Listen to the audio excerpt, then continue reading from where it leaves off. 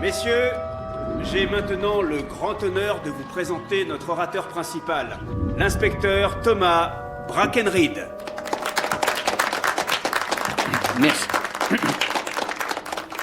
Messieurs, tous ceux d'entre nous qui font partie du poste de police numéro 4 de la circonscription de Toronto n'ont jamais été confrontés à un crime aussi énigmatique. La victime a été découverte dans une pièce sans fenêtre, dont la porte était verrouillée de l'intérieur. Mais ce n'est pas le plus déconcertant. La victime a été électrocutée, or la pièce n'a pas d'électricité.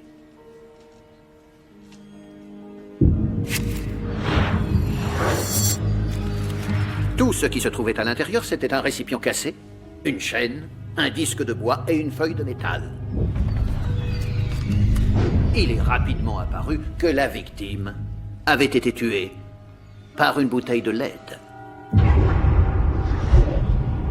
Une question, inspecteur. Mais, monsieur le directeur, je vous en prie. C'est quoi une bouteille de LED? C'est un appareil capable de stocker des charges électriques. Alors c'est une pile. Non, c'est un c'est un condensateur.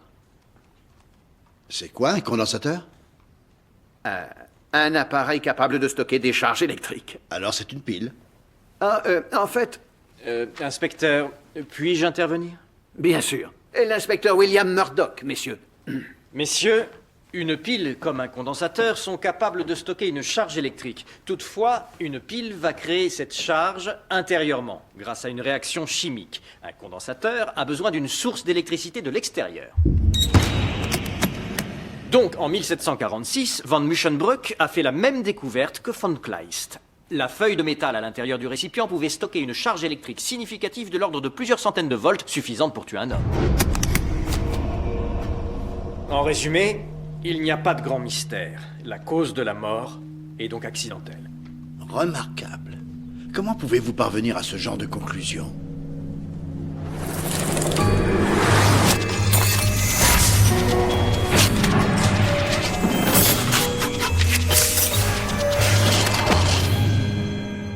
Il m'arrive parfois d'avoir ce genre d'éclair, tout bonnement. Je vous remercie, inspecteur. J'aimerais vous suggérer de faire une courte pause pour un thé et des gâteaux. Et peut-être pour soulager notre vessie.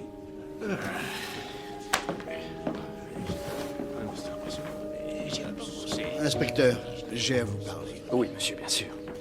Venez.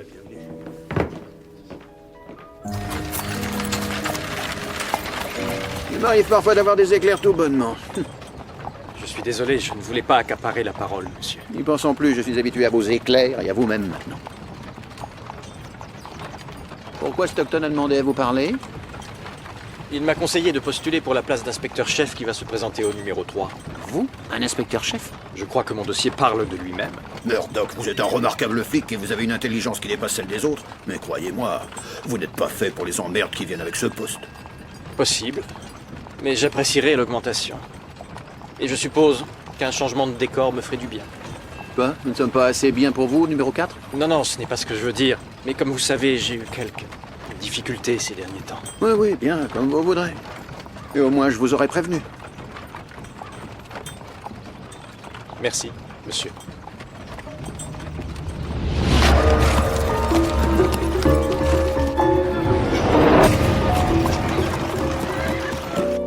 Ah, inspecteur, on a livré une malle pour vous. Il y avait ce mot aussi. Très bien. Ce qu'il y a à l'intérieur doit sûrement être très intéressant. Ouvrez, Crabtree.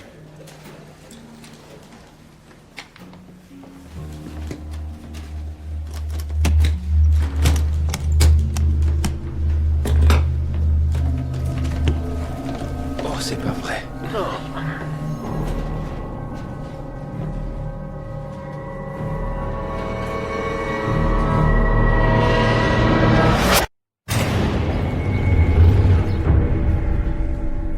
Vous avez fini avec la malle? Oui, pour l'instant. Messieurs.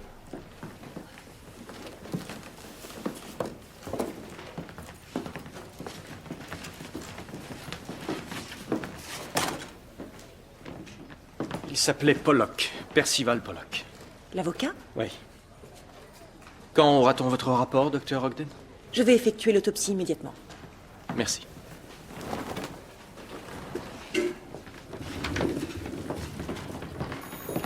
Murdoch?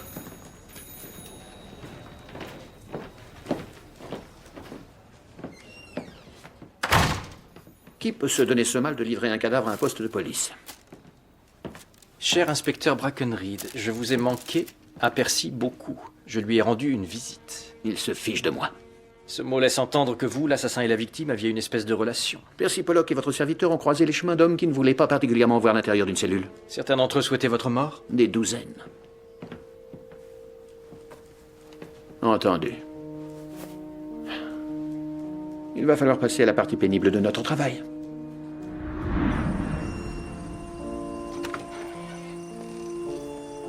Bonjour, Molly. Nous venons voir Clara. Oh non!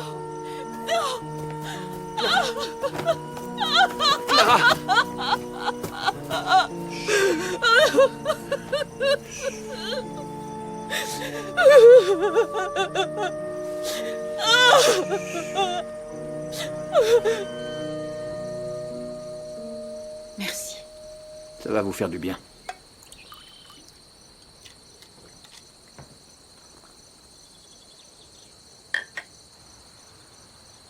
Pourquoi voulait-on du mal à Percy? Nous n'en avons aucune idée.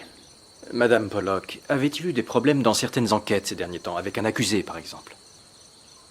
Il était avocat. Il y avait toujours des petites choses, mais rien qui pouvait laisser croire à ceci.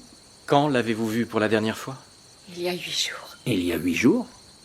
Il prenait le train pour Montréal. C'était pour je ne sais quelle affaire. Oh, attendez. Il devait passer quelque part avant de partir. Et vous savez où? Une réunion d'affaires dans les environs de Mimico. Vous avez une adresse? Thomas, je crois que je vais être malade. Merci, Molly.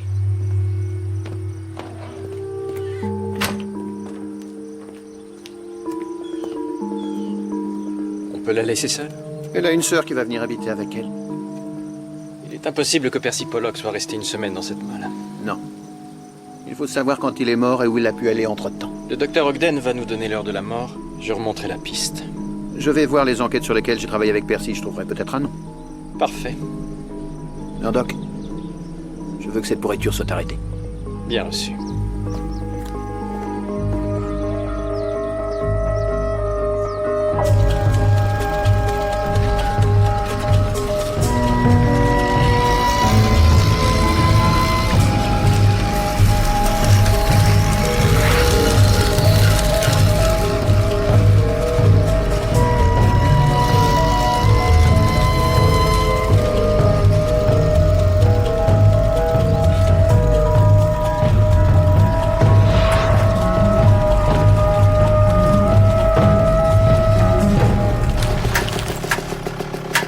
Excusez-moi!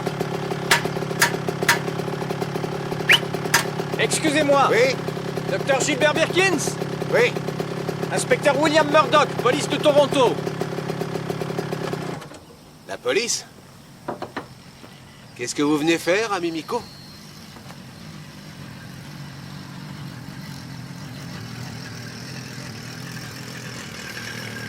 C'est l'avenir.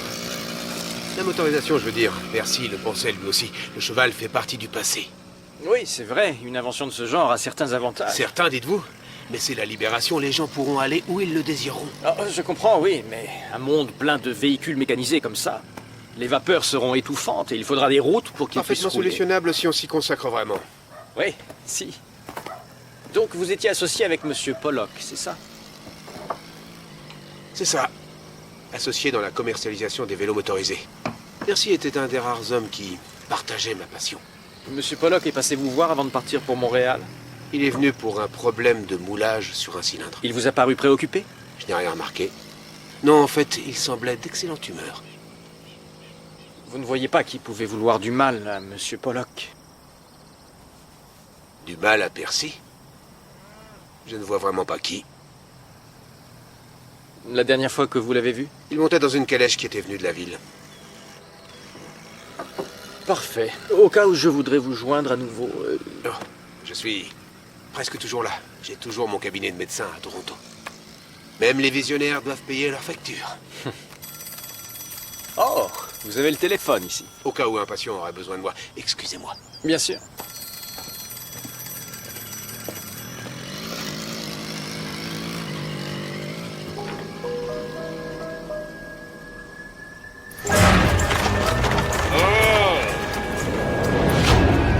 Je me souviens de lui. Je l'ai transporté d'une ferme à Mimiko. Je me souviens parce qu'il y avait ce vélo motorisé qui faisait peur à mon cheval. Et vous l'avez ramené en ville? Je l'ai déposé devant la gare.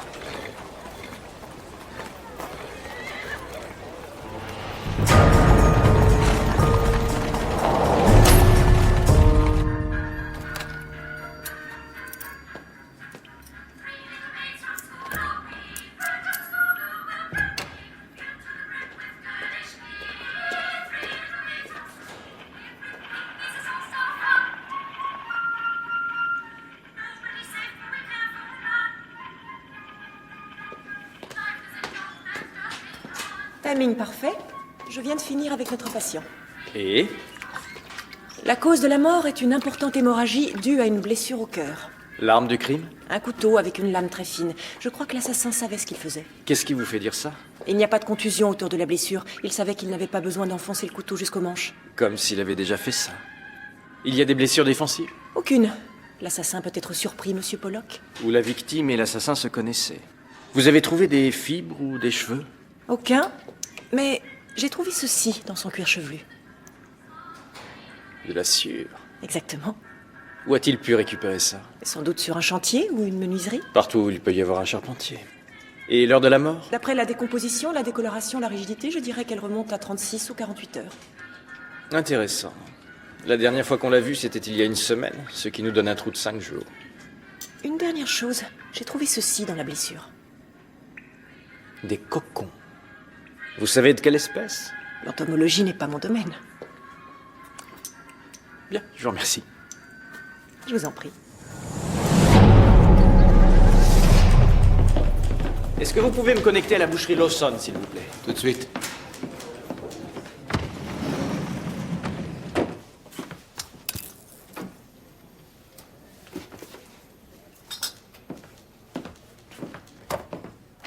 Monsieur, le bureau de Monsieur Stockton vous a appelé tout à l'heure. Vraiment? Au sujet d'un rendez-vous pour cet après-midi? Oui, bien sûr, j'ai failli oublier. Merci, Georges. Oui, ici l'inspecteur William Murdoch du poste numéro 4. Je voudrais passer une commande, s'il vous plaît. La Nouvelle-Écosse, hein? Oui, monsieur, je suis né là-bas. Que faisait votre père? Il était pêcheur, monsieur. Il l'est toujours? Nous nous sommes perdus de vue. Oh. Et votre mère? Ma mère est morte alors que j'étais encore tout jeune. Vous vous êtes engagé dans la police il y a 10 ans. Que faisiez-vous avant? J'ai travaillé comme bûcheron dans le Nord. J'y suis allé en partant de Montréal. J'y suis resté 2 hivers. J'ai fait la connaissance d'un bûcheron qui avait travaillé dans la police. Ce qu'il m'a dit m'a intéressé, alors je me suis engagé.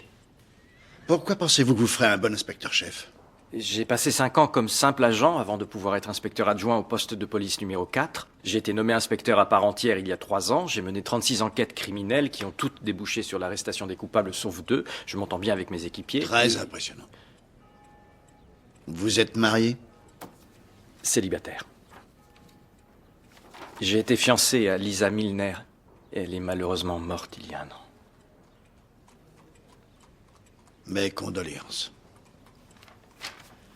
Ah. Qu'est-ce que je devrais savoir d'autre sur vous? J'aime la lecture. J'apprécie surtout les revues médicales et scientifiques. Je suis costaud, en bonne santé, ponctuel. Vous pratiquez une religion? Je suis catholique.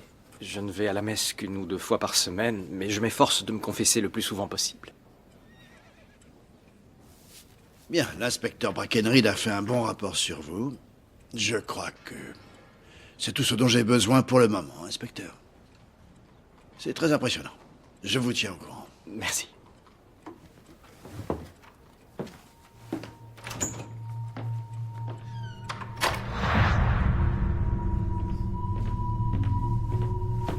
Monsieur?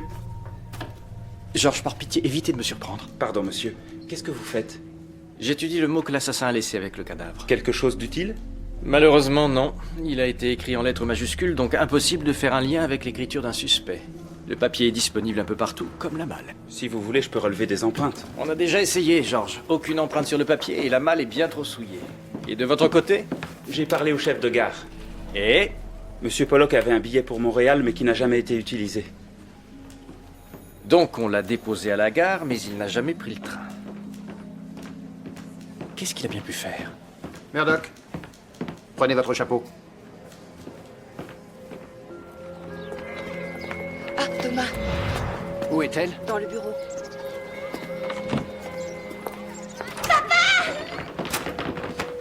Devine ce que j'ai fait aujourd'hui.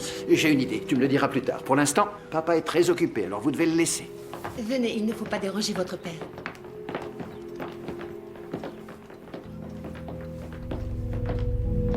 Ma femme l'a trouvé en rentrant de sa réunion avec les auxiliaires de la police. D'accord. C'est pour moi? John, ne t'approche pas de cette malle! Ah, écoute, je ne voulais pas crier si fort, mais c'est un cadeau pour ton père. Margaret, va. Viens, mon chéri.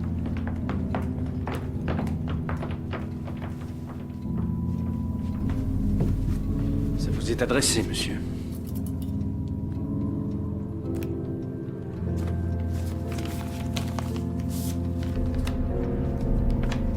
Devine qui sera le prochain, inspecteur.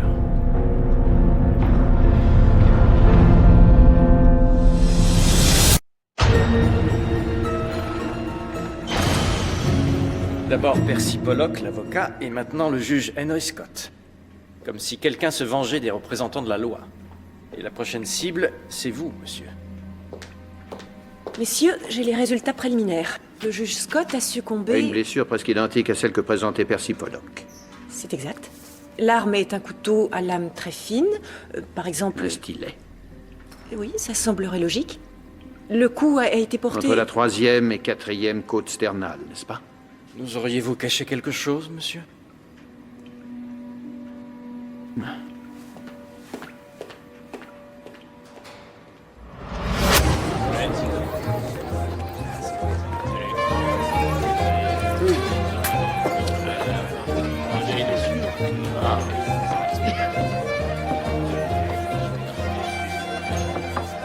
Vous voulez un verre? Non, merci. C'est une affaire qui remonte à 5 ans. Un petit voyou qui s'appelait Walter Ayotte. Contrebande, chantage, vol à l'étalage. Je m'en souviens, oui. Il n'avait aucun scrupule à éliminer celui qui se trouvait sur son chemin. Le stylet, c'était sa marque de fabrique. Oui, les blessures au couteau. On a fini par le coincer pour le meurtre du mari de sa maîtresse. C'est moi qui l'ai embarqué. Percy Pollock a été le procureur et Henry Scott était le juge. Il a juré qu'il nous ferait tous payer. J'ai été promu inspecteur grâce à cette enquête. Mais Walter Ayotte ne peut pas être notre homme. Je me rappelle qu'il est mort en tentant de s'évader. Vous croyez?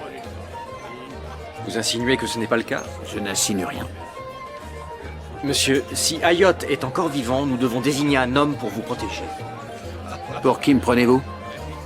Une petite écolière effarouchée? Non, monsieur, mais vous êtes le dernier nom qui figure sur sa liste. Les criminels ne dictent pas leurs lois à la police. Je peux me défendre, Murdoch. Bonsoir. Écoutez-moi bien. Cette espèce de pourriture s'appelle Walter Ayotte. Je veux que toutes les tavernes, tous les bordels, toutes les salles de jeu dans et à l'extérieur de la ville soient fouillées pour trouver Ayotte et ses complices.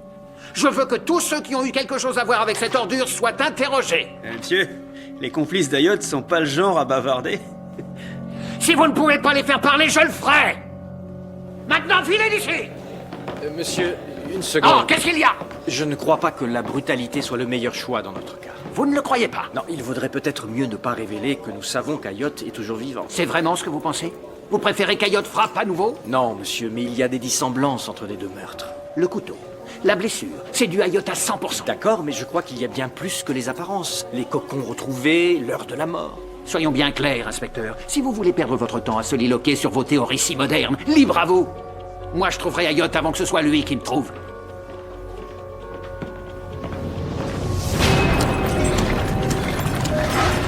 Oui, oui, je sais.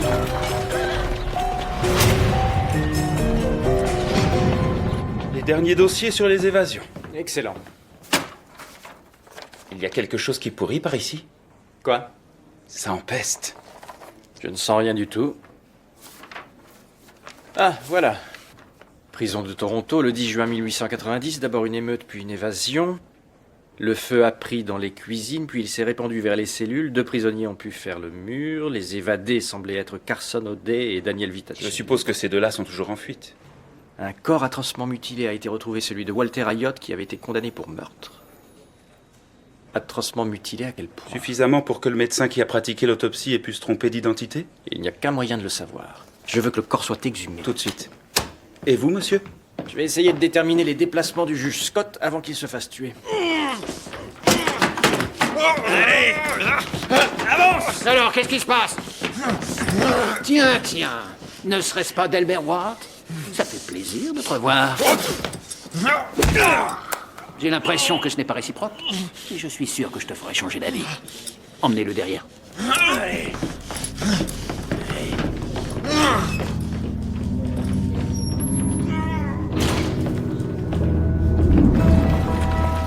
Le juge Scott était un gentleman, jusqu'au bout des ongles.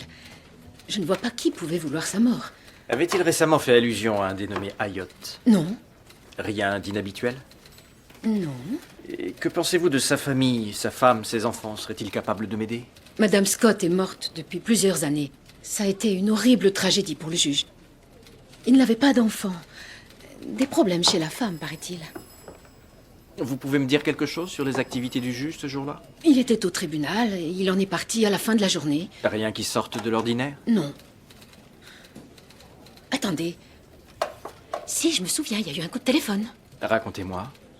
Le juge a reçu un appel téléphonique vers 4h30. Et il avait quelque chose de curieux, cet appel téléphonique? Je ne suis que sa secrétaire, mais c'était un appel d'une femme. Vous avez une idée de son identité? Non, mais je peux vous dire qu'elle semblait bouleversée.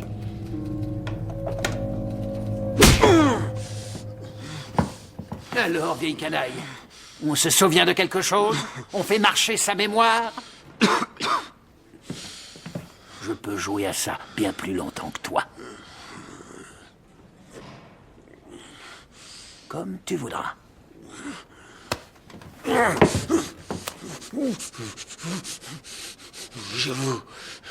J'avoue.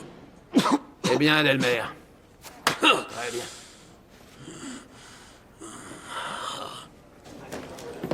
Georges, le juge Scott a reçu un coup de téléphone le jour où il a été assassiné. Il faut me trouver d'où il provenait.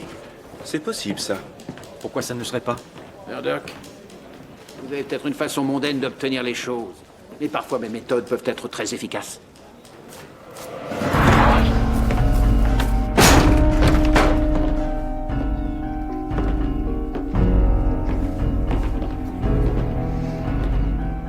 Il est venu ici récemment, encore frais. Sergent Mulligan, je veux que tous les hommes disponibles fouillent les alentours. Quelqu'un a prévenu Ayotte. Mais qui? Notre ami Ward est toujours enfermé au poste.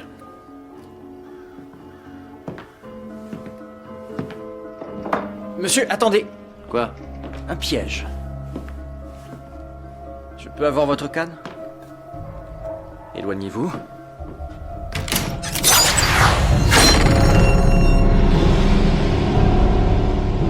Bon sang.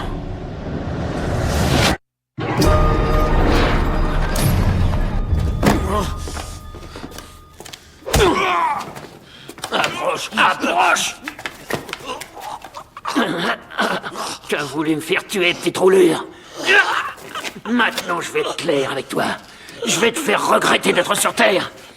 Dis-moi, où est vraiment Walter Ayotte? Allez-y, défoulez-vous. Je préfère avoir affaire à vous plutôt qu'au couteau d'Ayotte.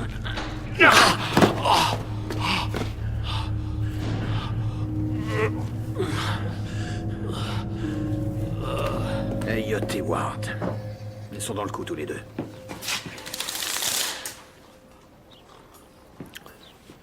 Ils savaient que je partirais à la recherche d'Ayotte et que je serais impatient. Peut-être trop impatient. Mais je ne commettrai pas la même erreur. Monsieur, il est clair que Delmer Ward ne vous dira plus rien maintenant. Non, il parlera sûrement. Si ce n'était pas le cas, Alors j'en ferai parler un autre. avec tout le respect que je vous dois, vous pouvez frapper tous les voyous de la ville, mais je ne pense pas que vous trouverez Ayotte de cette façon. Il a trop bien effacé ses traces.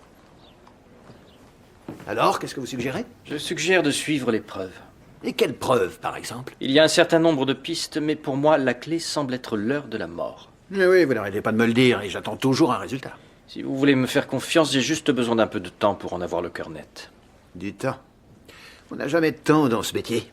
En l'occurrence, c'est notre meilleure chance. Bien. Mais je veux être au courant de tout ce que vous découvrirez. Oui, bien sûr. Et à nouveau, monsieur, je suggère que des hommes assurent votre protection. J'ai dit non. Je ne peux pas faire grand-chose pour l'instant. Mais si Walter Ayotte m'approche en pensant que je resterai tranquille, il va être horriblement déçu.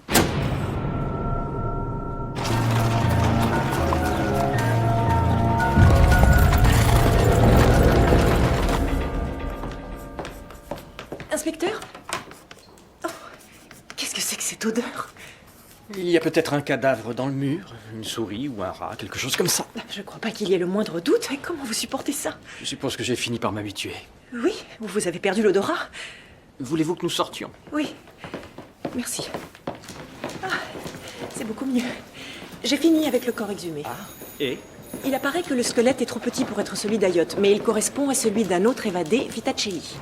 Donc Vitacelli est tué, son corps est brûlé. Le médecin qui pratique l'autopsie identifie le corps comme étant celui d'Ayotte et leur permet de s'échapper. J'ai du mal à croire qu'un médecin digne de ce nom puisse faire une erreur pareille. Moi aussi. Laissez-moi vérifier. Je vous remercie. Alors c'est vrai? Qu'est-ce qui est vrai?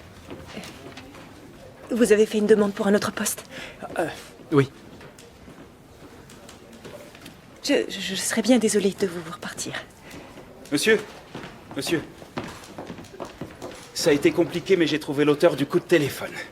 Je crois que j'appellerai cette technique le traçage. J'ai demandé à l'opératrice de remonter littéralement la trace des fils sur le panneau. Oui, oui, merci. Vous avez un nom? Bien sûr. Et ça devrait vous étonner. Pourquoi avez-vous appelé le juge Scott? J'avais besoin de conseils juridiques. Alors j'ai téléphoné à Henry et il a accepté de passer à la maison. Et le lendemain, quand j'ai lu le journal...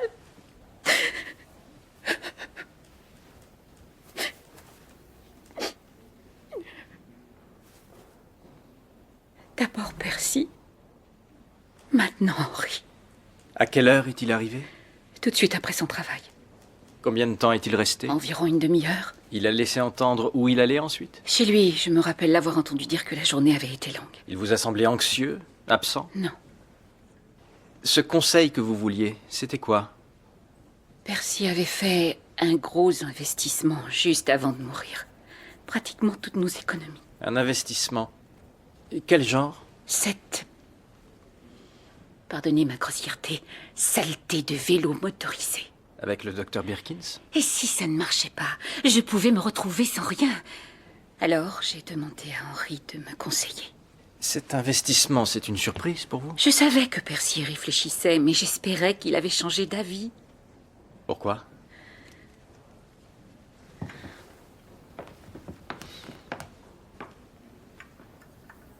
Il avait des réticences à cause d'une précédente affaire qui n'avait pas bien tourné. Et cette précédente affaire, vous savez ce que c'était? Non, pas du tout. Seulement que c'était une autre invention de ce Birkins. Regardez ça, la théière qui sert toute seule. Elle verse une tasse de thé bien chaude sans que vous ayez à toucher la théière. Ils sont fous.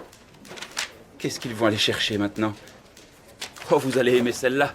Un pneu de vélo avec des lettres majuscules en relief pour laisser des messages derrière vous quand vous roulez dans de la boue. Georges. J'ai appris que vous avez eu un entretien pour le poste d'inspecteur-chef. Manifestement, ce n'est plus un secret pour personne. Eh bien, au nom de mes collègues et de moi-même, ce fut un honneur de travailler avec vous. C'était un simple entretien. Oh, c'est du tout cuit, monsieur. Concentrons-nous sur cette enquête, si vous voulez bien. Ah, tiens, voilà. Dr G. Birkins, requérant, brevet numéro 405060. C'est quoi le brevet? Des extraits de maïs, un produit pour le petit déjeuner fait de pulpe de maïs reconstitué à manger dans du lait froid.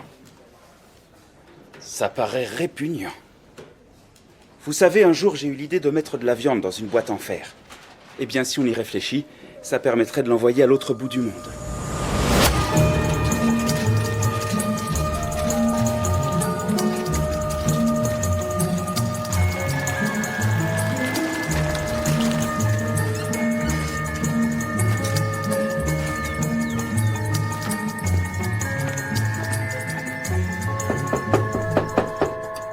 Les extraits de maïs, c'était pas une mauvaise idée. Je suis sûr que ça aurait marché si Monsieur Kahn n'avait pas mis son produit sur le marché le premier. Ce qui a fait échouer votre affaire. Et surtout, mes financiers se sont dégonflés. Ils ont fait une énorme erreur. Seul le temps nous le dira. Est-ce que M. Pollock s'est dégonflé dans l'affaire de la motorisation du vélo? Oh, Percy s'interrogeait, comme tout homme d'affaires sérieux. C'était l'objet de votre discussion quand il est venu vous voir? On en a parlé. Mais nous nous sommes mis d'accord. Et il a décidé de faire un énorme investissement. 5 000 $. C'est une fortune. Pour certains, pour d'autres, les grands visionnaires, la récompense dépasse le risque de très loin. Et que devait permettre l'investissement de Pollock? Les derniers réglages pour le prototype et la première phase de production. En fait, la banque a transféré la somme dès le lendemain de notre rencontre.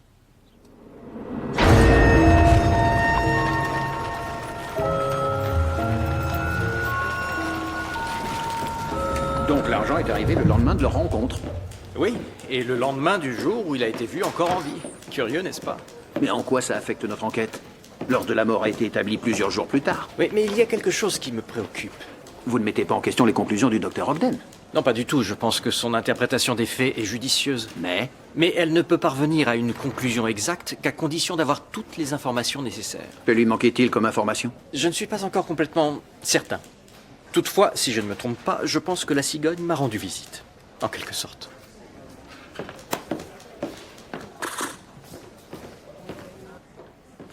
William, vous vouliez me voir? Oh, je dois vraiment insister pour que vous fassiez quelque chose pour la bête qui est morte dans vos murs. Il n'y a aucune bête morte. C'est du foie moisi. J'ai effectué une petite expérience et vous arrivez juste à temps. Les fameux cocons retrouvés dans la blessure de Pollock ont éclos. Des hannetons? D'après ce livre, le cocon a une période d'incubation de 18 jours avant d'éclore à l'état d'adulte. Les cocons des hannetons éclosent pratiquement tous le même jour.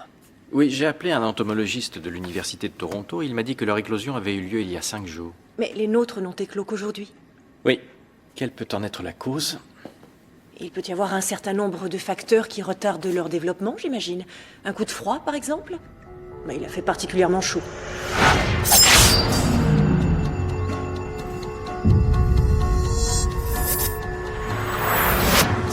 Percy Pollock a été poignardé. Son corps est resté sur le sol pendant quelque temps. C'est comme ça que les cocons se sont retrouvés dans la blessure. Mais quelque chose a retardé leur éclosion. La sueur. Vous disiez? Vous m'avez dit avoir trouvé de la sueur de bois sur Pollock. La sueur est utilisée comme isolant dans les glacières, ce qui veut dire que le corps de A Pollock été conservé dans une glacière, provoquant le retard de l'éclosion des hannetons. Mais ce qui est important, c'est que si on prend en compte ce retard de 5 jours, on s'aperçoit que Percy a en fait été assassiné. Le soir où il était censé avoir quitté Toronto. Et ça change tout.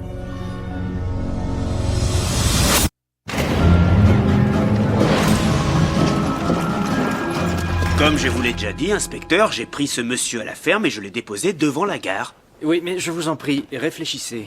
Quand cet homme est ressorti de la maison, est-ce que vous avez aperçu son visage? Maintenant que j'y pense, c'était un peu étrange. Qu'est-ce qui était étrange? Il faisait plutôt bon, mais il avait remonté son col et il avait baissé son chapeau comme s'il avait froid. Alors ce n'était peut-être pas Monsieur Pollock. Peut-être pas.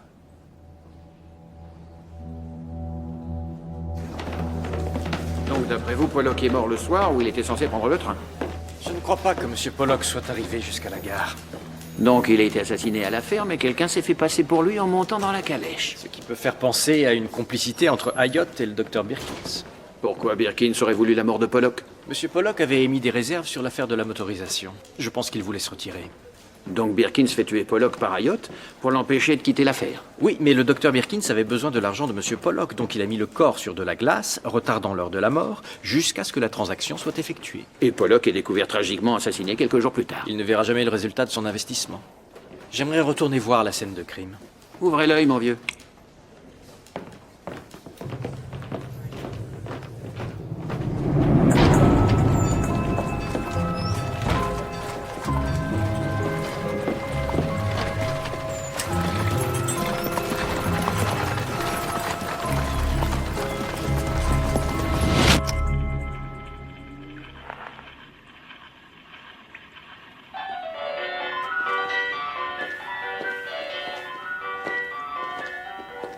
Le rapport de l'autopsie d'Ayotte, merci.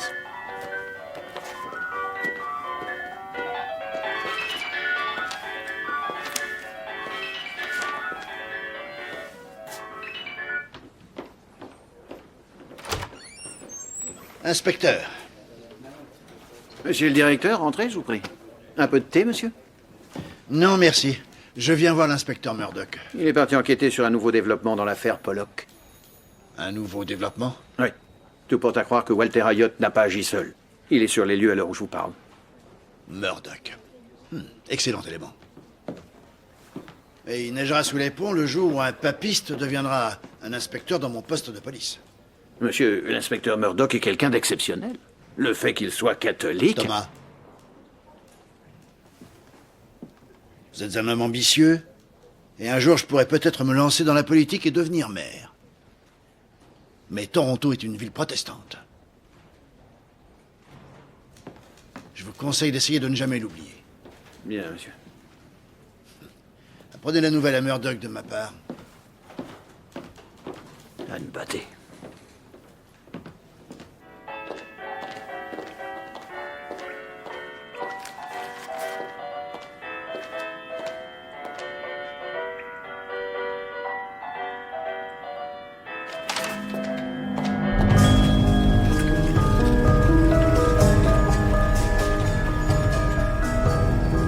Ne prenez pas de risque, vous entendez? Bien, monsieur.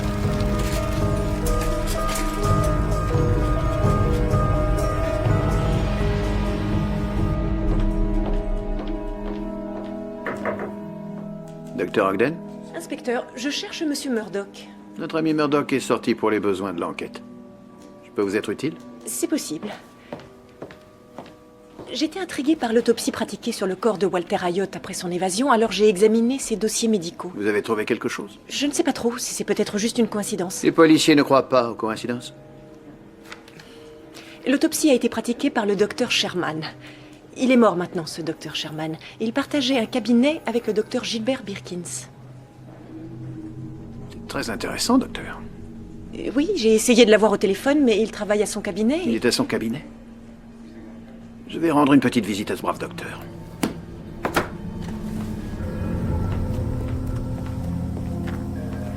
Personne, monsieur. Ils sont partis depuis longtemps. Est-ce qu'il y a une glacière? Oui, mais je l'ai déjà fouillé.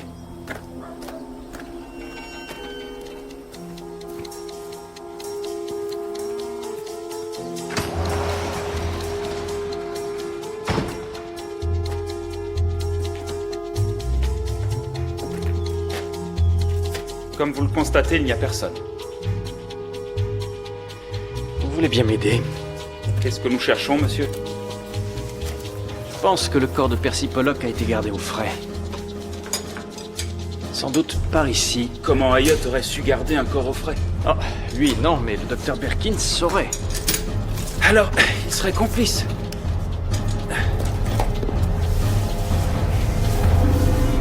Ça alors. Voilà, on a trouvé Walter Ayotte. Donc si Ayotte est mort? Le docteur Birkins est forcément l'assassin. Bonjour, monsieur. Inspecteur Thomas Brackenreed. C'est au sujet du meurtre de Percy Pollock. D'accord, je vous en prie, entrez. Merci. George, on a un problème. L'inspecteur Brackenreed est allé personnellement interroger le docteur Birkins. Et il ne sait pas que... L'inspecteur est en danger. Il faut faire vite. Attendez.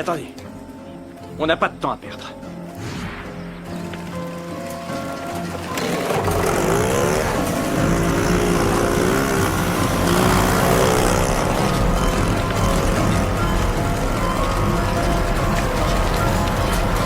Je ne vois pas ce que je pourrais ajouter à ce que j'ai dit à l'inspecteur Murdoch. J'ai découvert des informations qu'il ignore encore pour l'instant.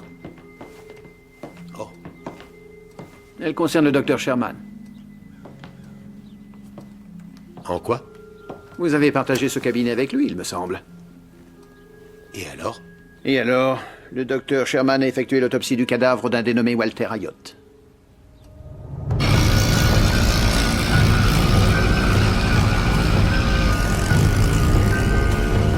Le seul problème, c'est que ce n'est pas vraiment lui qui a pratiqué l'autopsie. Pourquoi vous me dites ça? Il y a bien son nom sur le certificat de décès. Mais c'est vous qui avez pratiqué l'autopsie. C'est comme ça que vous saviez que Walter Ayotte était vivant. C'est absurde.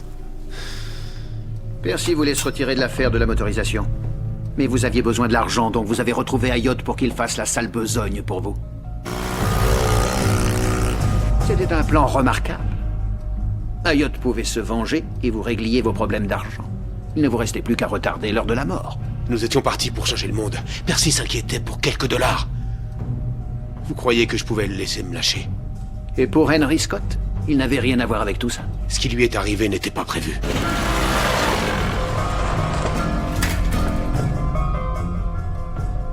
Je n'ai voulu la mort de personne. Même pas celle de Percy. Où est Ayotte? Il fallait bien l'arrêter. L'arrêter.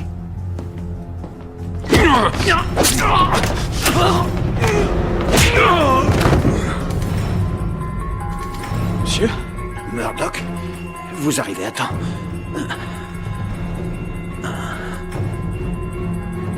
Ou peut-être pas.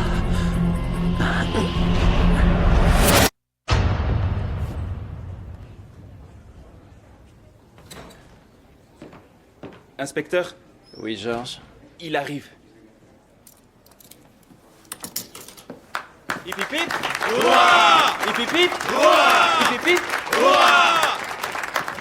Je ne reviens pas de l'au-delà, alors faut pas espérer la moindre faveur de ma part, espèce de bâtard malodorant. Murdoch, dans mon bureau.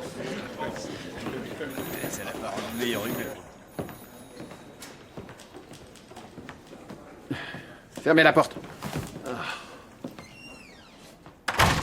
Ça va, monsieur? Bien sûr que non, pauvre abruti, je viens de passer 2 jours à l'hôpital. Servez-moi un verre.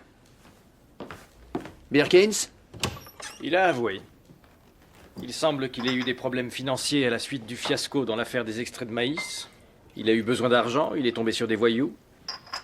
Et c'est comme ça qu'il a fait la connaissance de Walter Ayotte. Et le juge? Ayotte a agi tout seul. Asseyez-vous.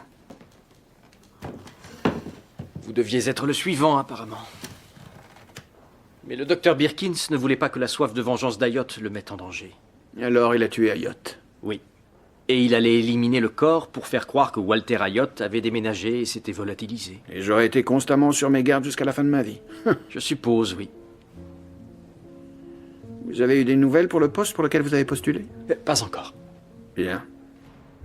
J'aimerais que vous changiez d'avis. Monsieur? Ce poste de police ici est excellent et pour des raisons qui me dépassent, les hommes semblent bien vous apprécier. Et je serais aussi ravi de pouvoir utiliser un bon bras droit, ou bon bras gauche, pour m'éviter les problèmes. Et je suppose aussi, comme vous me l'avez dit, que je ne pourrais pas assumer le côté politique qui va avec ce poste. Nous sommes d'accord. Dans ce cas, ce serait vraiment un grand honneur de continuer à travailler ici au poste numéro 4. J'informerai monsieur le directeur de votre décision. Merci, monsieur.